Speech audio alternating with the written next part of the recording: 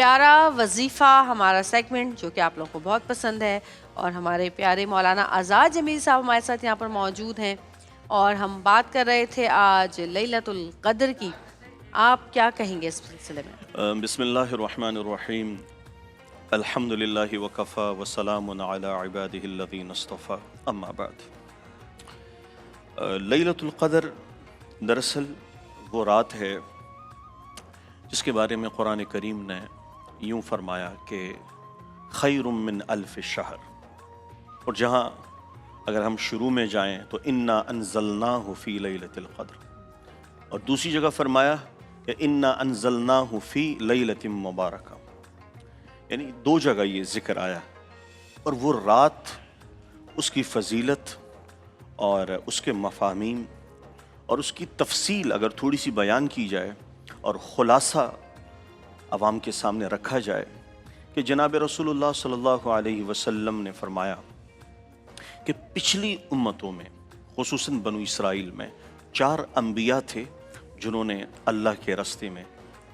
80 سال جہاد کیا۔ تو حضرات صحابہ یہ فضیلت سن کے غمگین بھی ہوئے کہ بڑی سعادت ہے۔ عرض کیا یا رسول اللہ صلی اللہ علیہ وسلم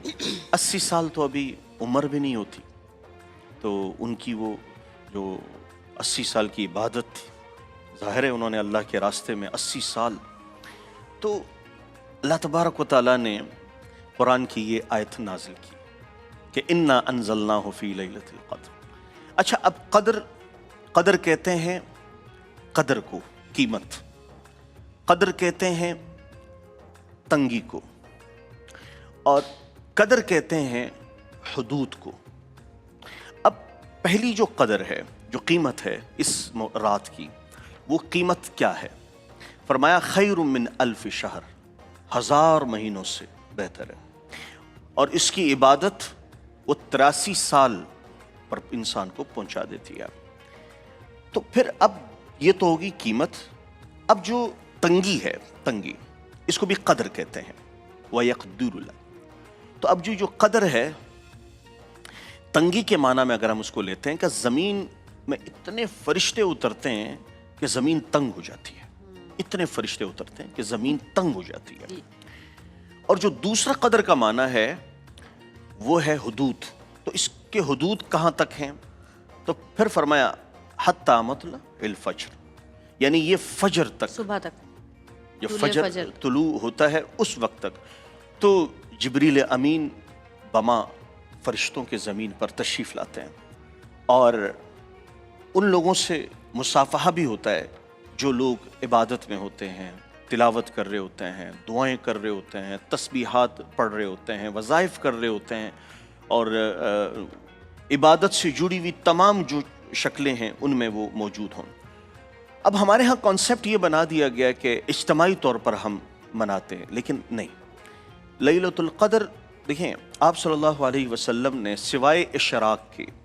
کوئی دوسری نفل نماز وہ مسجد میں نہیں پڑھی، گھر پہ پڑھی ہے۔ اشراق، چونکہ آپ صلی اللہ علیہ وسلم اشراق پڑھ کے پھر آپ گھر تشریف لاتے تھے، تو چونکہ یہ نفل عبادت ہے تو نفل عبادت کو کوشش کریں وہ ہے نا کہ گھروں کو قبرستان بھی نہ بناؤ، تو وہ گھر میں، اور گھر میں بھی سب الگ الگ ہوں، الگ الگ ہوں، چونکہ اس رات۔ اچھا، ایک بات ہے کہ اس رات کو اللہ تبارک و تعالیٰ نے چھپایا، تو اس میں ایک حکمت بھی ہے۔ چلیں، اب ہمیں یہ بتا دیا کہ اب طاق راتوں میں ڈھونڈو، 21 میں، 23 میں، 25 میں، 27 میں، 29 میں، تو لیکن اس کو جو چھپا لیا تو اس میں ایک حکمت بھی تھی۔ اگر یہ رات متعین کر دی جاتی کہ یہ فلاں رات ہے، یا 21 ہے، یا 23 ہے، یا 25 ہے، یا 27 یا 29، اور اس رات کوئی گناہ کرتا، اس رات کوئی نافرمانی کرتا، اس رات کوئی ایسے افعال میں مبتلا ہوتا، تو کتنا وبال کرنٹ نقد عذاب آتا، کہ جانتے بوجھتے یہ سب کر جی۔ اللہ نے کیسا اس امت کے ساتھ خیر کا معاملہ کیا کہ ہمیں لگ رہا ہے کہ ہم بہت بڑی خیر، یعنی جو رات متعین ہونے والی تھی، جو آپ صلی اللہ علیہ وسلم بتانے آ رہے، تشریف لا رہے تھے، تو وہ رات آپ صلی اللہ علیہ وسلم ہمیں اس کی اطلاع دے رہے تھے، لیکن اس کی حکمت دیکھیں، اگر وہ رات آج متعین ہوتی اور اس وقت کوئی گناہ کرتا، اب تو پتہ نہیں ہوتا۔ لیکن اچھا، یہ رات ہو تو پھر ملائکہ صبح حضرت جبریل سے پوچھتے ہیں کہ جبریل امت محمد صلی اللہ علیہ وسلم کے ساتھ کیا ہوا؟ تو حضرت جبریل فرماتے ہیں کہ اللہ تبارک و تعالیٰ نے سب کو معاف کر دیا، سب کے درجات بلند ہو گئے، جو اس رات کو وصول کر گئے، جنہوں نے اس رات کو قیمتی بنایا۔ اب جو اعتکاف میں ہیں وہ تو سوئے بھی ہوں تو ان کو اس رات کی نعمت اور جو فضیلت ہے وہ مل جائے گی، اور باقی ہم اور آپ جو ہیں انہیں ان طاقراتوں میں تھوڑی دیر اگر ہم اٹھیں، چونکہ ویسے بھی ہم اٹھتے ہیں، اور تھوڑی سی عبادت کر لیں، کچھ نوافل پڑھ لیں، تو انشاءاللہ امید ہے کہ یہ رات نصیب ہو جائے گی۔ تو وہ پھر ان سے جب پوچھتے ہیں کہ یہ رات کن کن کو ملی اور اس مقام تک کون کون پہنچا کہ وہ 83 سال کی عبادت بندگی جو اس کی فضیلت میں، تو فرمایا کہ اس رات سوائے ان 4 لوگوں کے باقی سب کی مغفرت ہوئی، باقی سب کو یہ رات مل گئی ہے، ان 4 لوگوں کو نہیں ملی۔ پھر وہ ان میں بتاتے ہیں کہ سب سے پہلے مدمر خمر، جو شراب کا عادی ہو، عاقل لوالدیہ، جو والدین کا نافرمان ہو، اور جو شاحن ہوتا ہے، جو بغض رکھتا ہے، اچھا یہ، اور رشتے کو توڑ دیتا ہے، تو یعنی اب رشتوں کو توڑنے والا اور دل میں بغض رکھنے والا۔ اچھا ایک ہوتا ہے بغض، بغض اس کو کہتے ہیں کہ مجھے یہ شخص پسند نہیں ہے، یہ بغض ہے۔ ایک ہے کینہ، کہ پسند بھی نہیں ہے اور میں نقصان پہنچانا چاہتا ہوں، اس کو کہتے ہیں پھر کینہ۔ تو یہ وہ اعمال ہیں، ان کو تکلیف پہنچتی تو خوشی ہوتی ہے جی، یہ وہ اعمال۔ اچھا یہ دیکھیں تو صحیح، اچھا غیبت کہتے ہیں کہ اس میں یہ عیب ہے اور اس کو بیان کرنا یہ غیبت ہے، اس میں ہے، اگر اس میں نہیں ہے اور پھر بیان ہونا تو یہ بہتان ہے۔ تو یہاں پر یہ بات سمجھائی گئی کہ کسی بھی ایسے شخص، دیکھیں آج ہم 27ویں شب، اللہ کرے ہمیں یہ رات ملے، اور یہ رات اللہ کرے 27ویں ہی ہو، اللہ کرے 29ویں ہی ہو، لیکن ہمیں مل جائے، یہ رات ہمیں ملے۔ لیکن اس رات کی خیریں برکتیں اگر آ بھی گئیں اور ہمیں نصیب نہ ہوں، اور یہ 4 چیزیں اگر ہمارے دل میں ہوں، تو پھر میرے خیال میں آج ہی اگر ہم توبہ کر لیں، اگر کوئی ایسا شخص جو ماں باپ کا نافرمان ہے،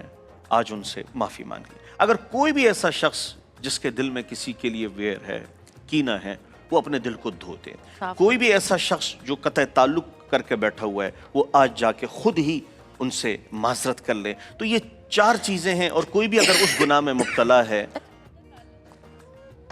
کہ جب ہم بات کرتے ہیں تو قطع تعلق جو ہے وہ رشتہ داروں سے ہے یا دوستوں سے بھی ہے؟ اس میں دیکھیے قطع تعلق کچھ جو لوگ ہے، ایسے ہوتے ہیں جو آپ کی زندگی کے لیے بہتر نہیں ہوتے، جو ہمیشہ قطع آپ کا برا تعلق چاہتے رشتہ داروں ہیں، کے لیے ہے، رشتہ داروں کے لیے۔ دیکھیں اچھا میں ایک بات اور بھی عرض کرتا ہوں۔ اچھا عجیب بات ہو گئی، چونکہ ڈیجیٹل دور ہے اور جدید دنیا ترقی پہ فائز ہوئی ہے، تو ہم یہ تاثر لیتے ہیں کہ اگر کسی نے کوئی سٹوری لگا لی واٹس ایپ کی کیا لیں، اور وہ سامنے والا یہ دیکھتا ہے کہ یار انہوں نے مجھے دیکھ لیا لیکن مجھے لائک یا جو اچھا کمنٹ ہوتا ہے وہ نہیں دیا، تو سامنے والا یہ سمجھتا ہے کہ شاید یہ مجھ سے جیلسی ہے، یا یہ مجھ سے اس کی نہیں بنتی، یا یہ مجھ سے اس کی ہٹ رہی ہے، یا یہ مجھے پسند نہیں کرتے۔ تو یہاں 2 چیزیں ہیں۔ آپ ایک میں مثال دیتا ہوں کہ آج آپ رات کو الحمدللہ سٹیٹس پہ لگا لیں، پوری رات رشتہ داروں کو نیند نہیں آئے گی، کیا بنا لیا، کیا لے لیا، آپ الحمدللہ لکھ لیں اور چھوڑ دیں، تو وہ سب پریشانی کی کیا لے لیا، کیا خرید لیا، کیا مل گیا کہ انہوں نے بتایا کچھ نہیں، الحمدللہ لکھ دیا۔ ایک میں مثال دے رہا ہوں، تو میں ان سے بھی کہتا ہوں دیکھیں چھوٹی چھوٹی باتیں ہوتی ہیں نا، اگر آپ سٹیٹس کسی کا دیکھ لیں تو کیا ہوگا اگر آپ تھوڑا سا دل دے دیں اس پہ، کیا ہوگا اگر آپ اس کو گڈ کر دیں، کیا ہوگا؟ اور ان سے بھی کہتا ہوں کہ آپ بھی غلط تاثر نہ لیں، ہو سکتا ہے دیکھا ہو اور اس کا مطلب یہ نہیں ہوتا۔ لوگ معافیاں مانگتے ہیں واٹس ایپ پہ کہ جی آج بڑی رات ہے ہمیں معاف کر دینا، یہ وہ، کیا وہ صحیح ہے یا خود کال کر کے معافی مانگنا زیادہ بہتر ہے؟ میں آپ سے ایک بات کہتا ہوں، سٹیٹس پہ لگا دیا مجھ سے غلطی ہوئی معاف کر دو، یہ معافی نہیں ہے۔ آپ نے پوسٹ کر دی مجھے معاف کر دو، آپ کوئی اطلاعات کی وزارت پہ تو نہیں ہے کہ آپ اطلاع دے رہے ہیں،